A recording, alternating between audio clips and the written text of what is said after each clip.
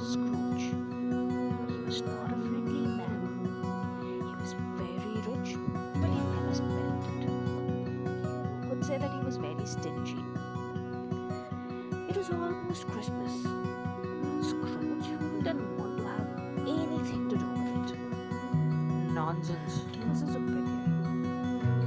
He had asked his bookkeeper, Bob Cratchit, to work on Christmas Eve. Together, they went through all the finances of the year.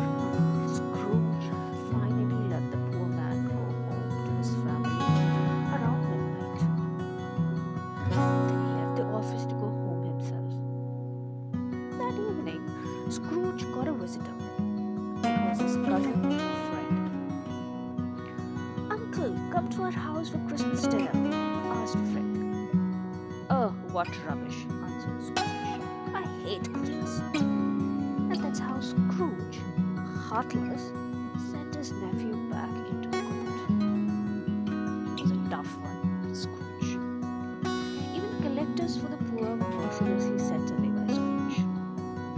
Work for your money, I do, he yelled. And even worse, he yelled after the collectors.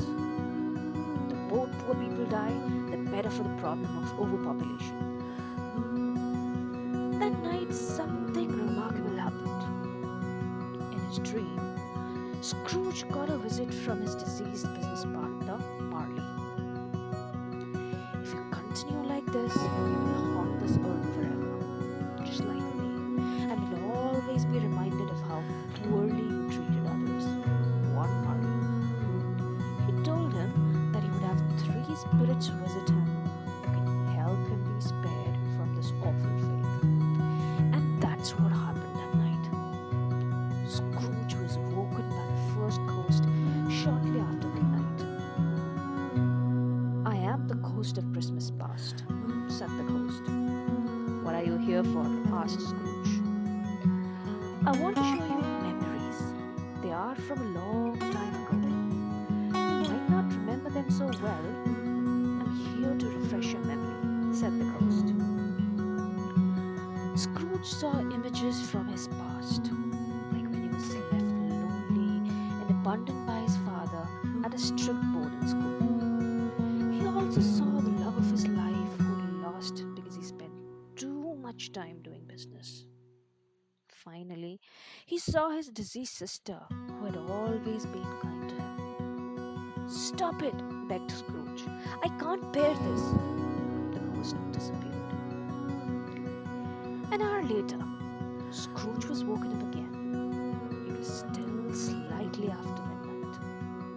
The second ghost appeared, the ghost of Christmas present. Scrooge sighed. And what are you doing here? He asked. I want to show you your loyal bookkeeper, Bob Cratchit. He has a tough life. He has a son. His name is Tiny Tim, who is very ill. They can't afford his medicine. You don't pay him enough for all the work that he does. It's very well possible that Tiny Tim will pass away too soon.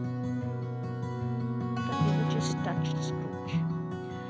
There was a tear streaming down his face. When the ghost saw it, he said, what a strange reaction. His death would be a good solution to overpopulation, right? And first time in ages, Scrooge felt regret. Regret over what he had said about the poor and regret about how he treated his loyal bookkeeper. The ghost said farewell and the third ghost appeared, the ghost of Christmas future. What can I do for you? Asked Scrooge, who was overwhelmed by his feeling that he had suppressed for a long time and had been awoken by the visits of the previous ghosts. His experiences from the past had made him a tough man. The memories had sparked something in him. He started to regret his behavior more and more. This ghost showed him images of his grave with no visitors, and he got even sadder. It got worse, and the ghost showed him the next Christmas without Tiny Tim. The sadness of the Cratchit family touched him. He became very ashamed and wished he could be as gentle and generous as when he was born. when Scrooge decided to change. He ordered a turkey at the butcher and had it delivered to the Cratchit family. Twice the size of Tiny Tim. And they enjoyed it so much. Of course, he gave Bob a raise. Then Scrooge went to the poor house where he personally apologized to the collectors and gave them a large amount of money. And that's how it happened that the cruel businessman changed into a kind and warm man. He accepted his nephew's invitation to spend Christmas with his family and had a lovely time. Scrooge became like a second father to Tiny Tim. Not only did he give the boy a lot of things, what was more important, he loved the boy.